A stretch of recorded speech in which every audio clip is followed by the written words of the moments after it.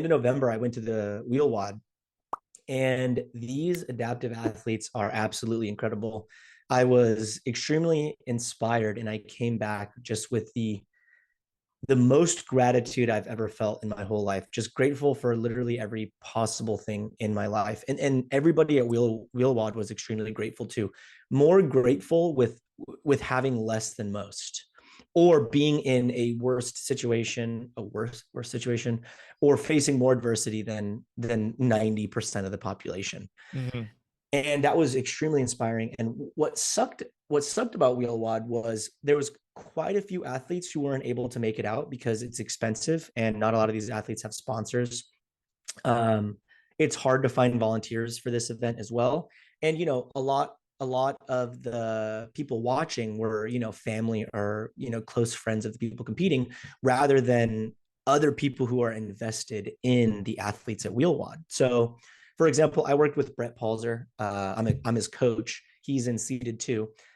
And I could talk about this forever because it was just what an awesome experience. Yeah, But man, go for it. Go yeah, for it. I kept thinking to myself, like, how can I help? What can I do? What is something that I'm good at that I can bring to the table? Judging is not it. That wouldn't be something that would I'm not a great judge. And coaching, I absolutely love coaching, but coaching is typically, a few people or one person. So I kept thinking, I'm like, okay, well, I made those memes with all these athletes at Wheelwad, and I got the opportunity to talk to a lot of them and start understanding, like, what the heck are you experiencing? What did you go through? And I feel like a lot of people have these questions, but don't get the opportunity to ask them, or Hmm. just assume. Before I started working with Brett, I had zero idea of what it was like for somebody in a wheelchair. I didn't know that there was different types of injuries that affect. I mean, I'm a kines major. I should know a little bit more about an adaptive athlete, but I had no idea. Yeah. So I see comments sometimes. Me and Brett would post a meme, and they're like, "This guy's a phony. He moved his leg. What a phony." And at first, I'm thinking to myself, "How does he move his leg? I have no idea." And then you start recognizing, okay, well, just because he can kind of move one of his legs doesn't mean he can walk and stand up and do these things, because of where his injury was and how it affected him. In the seated two division, it's with hip function. So he has some hip function. And then some seated athletes have no hip function. And then you start getting more into the details of what these athletes go through. For example, a lot of these athletes, they need to use a catheter just to go to the bathroom every single time. How annoying would that be? And it's this simple thing. Going number two is not even something I'll get into in this situation, but it's something that we just take for granted. Every time we go, we just go, boom, done, later. And they go through a whole lot more. And then you start talking to these athletes that have one leg or some sort of lower body issue, and it's waking up in the middle of the night to go to the bathroom. It's funny because one of them mentioned the most frustrating thing about going to the bathroom at night is, if I don't want to put my leg on, I have to hop to the bathroom and I wake myself up. I never thought about that. Yeah. So I started thinking, like, man, this is crazy. Their stories are freaking incredible, and they're Hmm. interesting. And if I had the opportunity to ask them the questions that I was asking while I was at Wheelwad, so many more people I feel like would be invested in their athletic endeavors, their journey. And it would make the athletes more marketable themselves as well, because people would be invested in their story. And I have nothing against CrossFit Games athletes, but the adversity that a typical CrossFit Games athlete, they didn't have to relearn how to do their whole life because they became paralyzed one day, or because they lost a limb or feeling, or they live with MS. One of the dudes I was talking to there, he's like, yeah, I woke up one day and I couldn't. He said, so the whole story was, I woke up and my leg felt kind of heavy. It was super weird. Next day, I had to really think about moving my leg. Weird. Next day, I couldn't walk and my arm didn't work. And I had to call the hospital and go to the hospital. And then I realized that I have MS. And I have no history of it, no family history, no nothing. Just woke up one day, boom, and now I have MS. And I told him again, I told everybody when I was there, I was like, look, I don't want to offend you in any way, but can I ask questions candidly? I just want to ask what comes to mind. Hmm. And everybody I chatted with was totally down.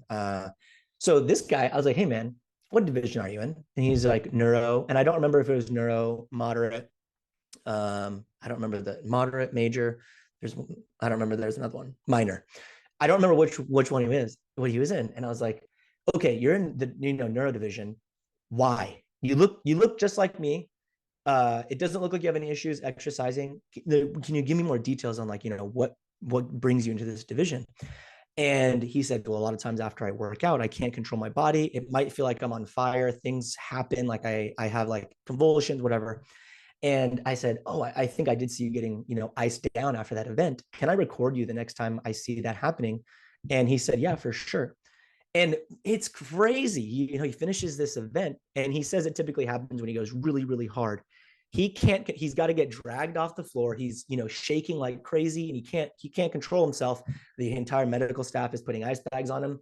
But everybody at a regular CrossFit event would be like, oh my God, what's going on? Call the ambulance. Everybody here is like, yep. Yeah, he's good. He's good. Just looks normal. Look, and I have the video on my phone. I'm afraid to post it because I'm going to get tagged for something on Instagram. But if people would see the behind the scenes, the stuff that is going on, the reason these people are in these divisions, it would help one bring more more eyes to the athletes, but also more light to people who are experiencing the same disability. Oh, I can do these things. I can go out and do this. I can do that. And, the question that I liked hearing the answer to most was I was asking them, if you could go talk to yourself after you got this diagnosis, or, in Brett's case, I'm pretty sure his injury happened when he was 20 years old. What would you say to the person who was wheeling out of the hospital right after the injury? What would you tell them now? And a lot of them, the answer was like, it's going to be a tough journey, right? But there's so much stuff that you can do, more than you can even comprehend in your head right now. And while we were at Wheelwad, there was also this little boy there, in a wheelchair. He just got his leg amputated. And it was very cool to see all these other, wheel athletes going to talk to this kid and being like, yo, man, it's going to be good. We know you don't have your leg anymore. But like there's still so much to do.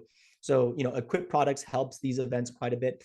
There is a fund that I can't remember the name of the fund, but all of this just to say, 2023 in my head was the only thing I thought about was growing. It was very selfish, which is okay. I need to grow to have a platform to be able to have a voice or of any kind.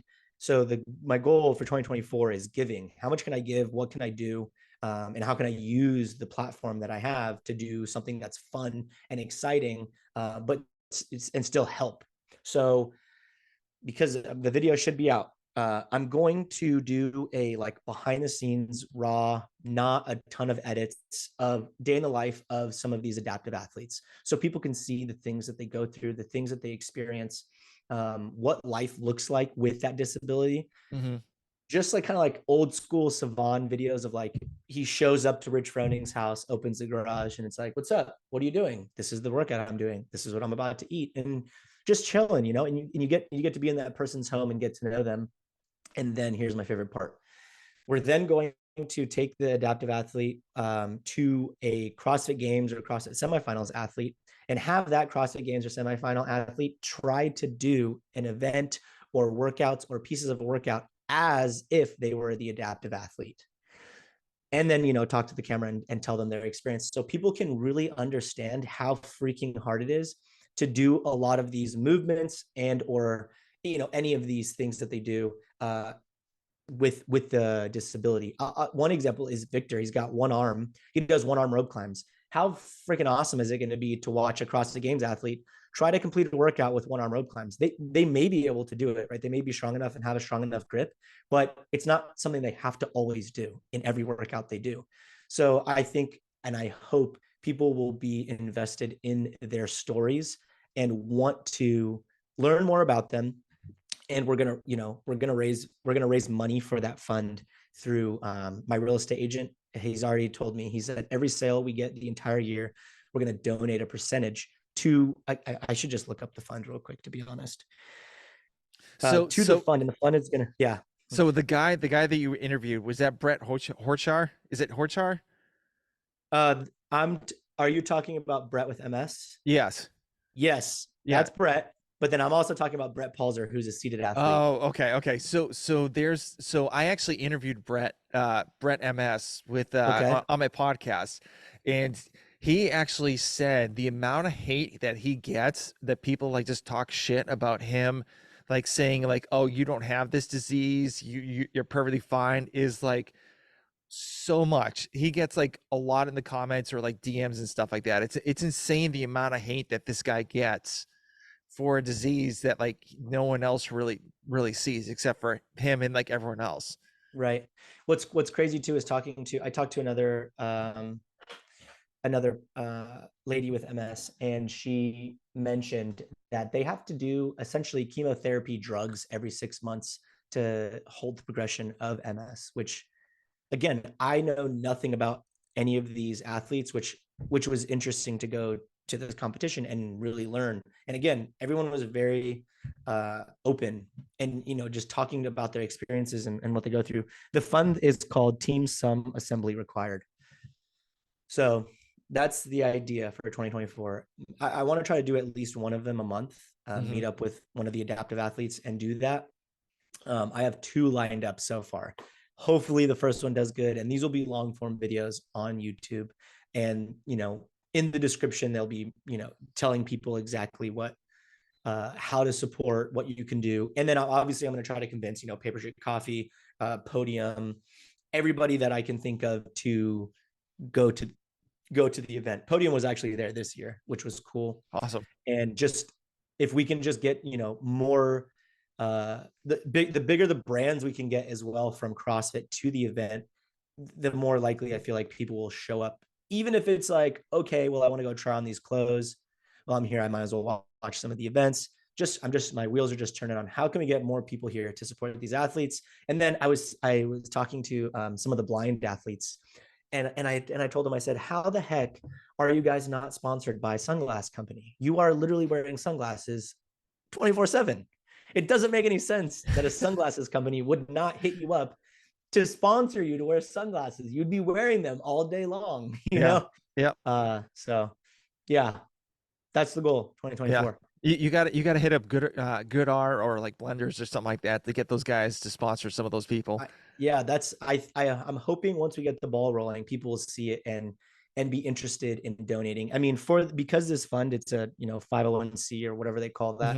They can get a tax write-off, and I know some of these companies need the tax write-off. So why not kill 2 birds with 1 stone? Get a tax write-off, also help these athletes get to this events. The more athletes we can get to these events, the bigger each division is. And let's be honest, nobody wants to go to a competition and you're the only person in your division, or you're the only of one of 2. You want to compete. You're there because you enjoy competing. You want every single person in that division around the world who made it to the competition to have the ability to show up. So yeah, definitely. Let's get them the ability. And the awesome thing is like you said before, people with these disabilities love to talk about it. Because like including me, I'm a type 1 diabetic, but like I'm not like living the way that these people are. But there's a lot of people that need to get educated on diabetes, MS, or being in a wheelchair, or like losing a leg. And that'd be since you're doing that's awesome to at least get some of them exposure to show people like what it's really like to be with these situations. Yeah. Like one random example too is Brett had to change all of his door frames in his entire house. So he had to spend like tens of thousands of dollars when he moved in so his wheelchair could fit through it. I don't think about these things, Yeah. I don't even have to think about these. I don't have to think twice. I get an Airbnb and I don't think twice. He can't get an Airbnb. He's got to go to a hotel that, ADA accessible, or his wheelchair can't fit. Yeah. That's crazy. That's crazy. My mind was blown. So I hope people like the stories. I hope I can do that justice, and hopefully you can raise some money.